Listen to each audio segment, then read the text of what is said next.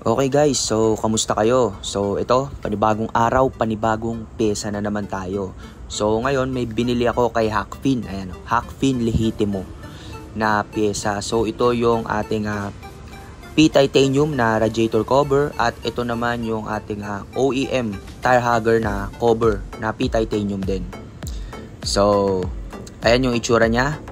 So medyo may kamahalan ang presyo nito at dito natin siya ilalagay. Ayan.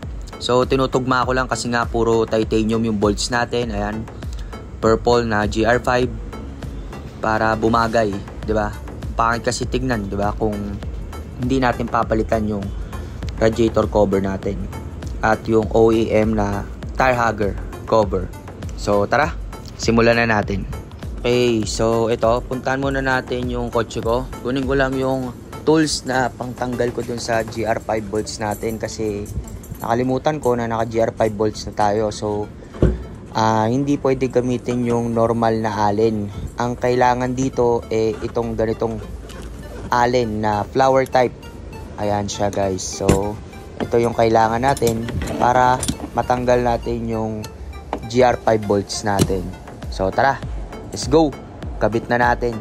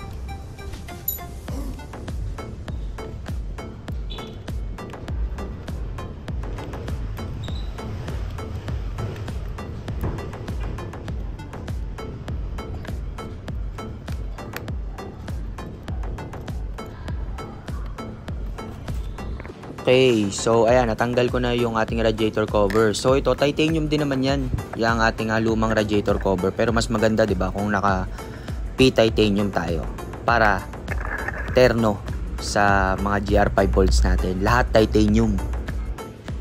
O, paano ikabit? Ganyan lang. O, bato mo lang guys. Ayan, so okay na, tapos na, nakabit na yung ating mga P-titanium na pesa na galing kay Hakfin. So ayan yung itsura ng ating P-titanium na radiator cover. At ito naman yung itsura ng ating P-titanium na OEM tire hugger. So ano, kayo na umusga guys kung bagay ba. 'Di ba? Solid. Ayan ang itsura niya. So ayan, so nakikita niyo ang pangit ng ating swing arm. So stock pa yung swing arm natin. Hindi bagay diyan, 'di ba, sa mga P-titanium.